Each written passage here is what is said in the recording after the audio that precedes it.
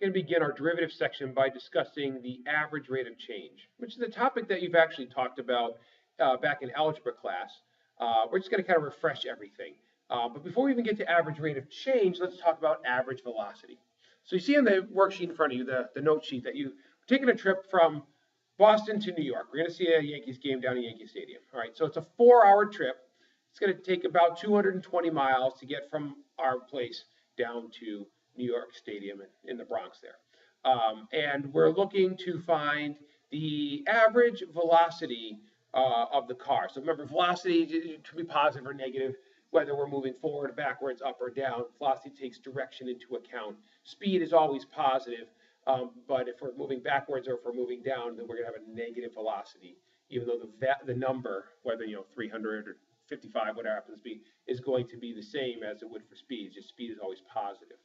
But we're talking about our velocity. We're going to have positive velocity because we're not going to forget something and have to turn around and go get it. We're going to have positive velocity for our trip to New York City. We know that on our x-axis, we're in terms of time and hours, and in our y-axis, we're in terms of miles traveled. All right, so it's our position. So what we have here basically is a position graph. All right, we know, according to this graph, that at time 0, we've traveled 0 miles.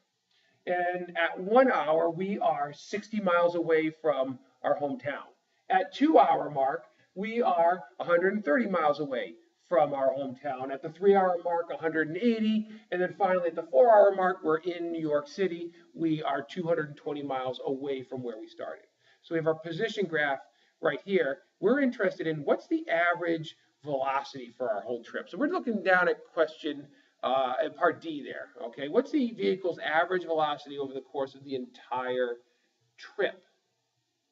So in order to do that, well, average velocity, as you're kind of picturing in your head right now, that's going to be the change in position over the change in time.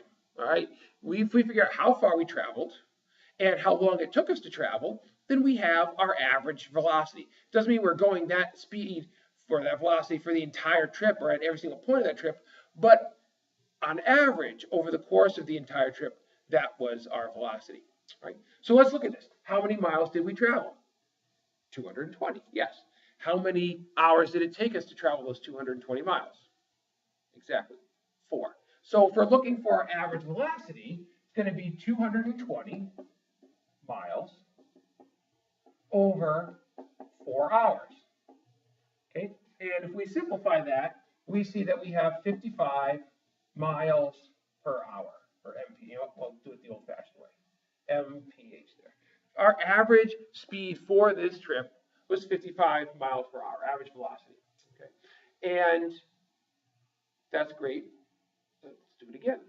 Part E asks, what about the last 3 hours of the trip?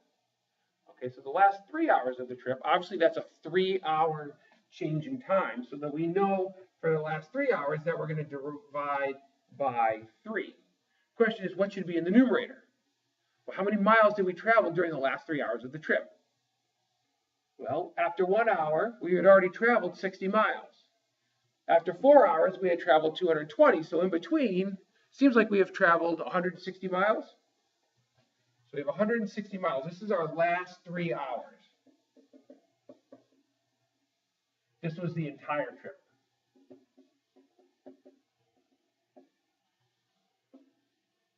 Now, if we just turn that into a decimal, divide 160 by 3, it looks like it comes out to, what, 53.3 repeating miles per hour. So our average speed dropped during, for the 4 hours was a little bit higher than our speed for just the last 3 hours. Okay. Basically just means that we had more highway time during that first hour, that's all. And therefore we had a slightly faster velocity going on there. Okay, so what we're looking at here is how can we turn these into something that's a little bit more universal? How do we know that the 220 over 4 and the 160 over 3 are correct, but in a way that we can do this for any time interval at all? Right? And what exactly did we find? Let me change markers here. Well, for the last 3 hours, we were looking at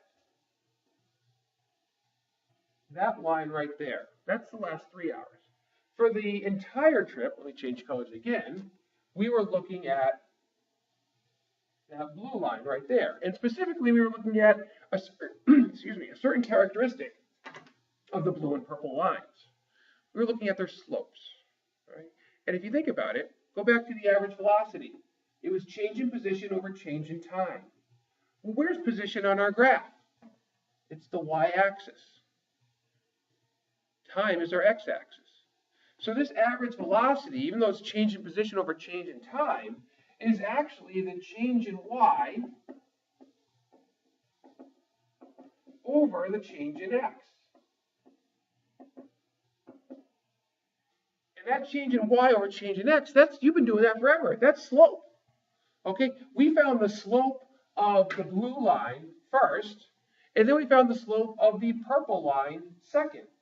All right, so by finding these slopes, we were actually finding the average velocities. What we're going to see quickly in the next video is it doesn't matter whether it's velocity or any other function. This idea of turning the slope into this average rate of change by just doing some subtraction, that'll work for any function whatsoever.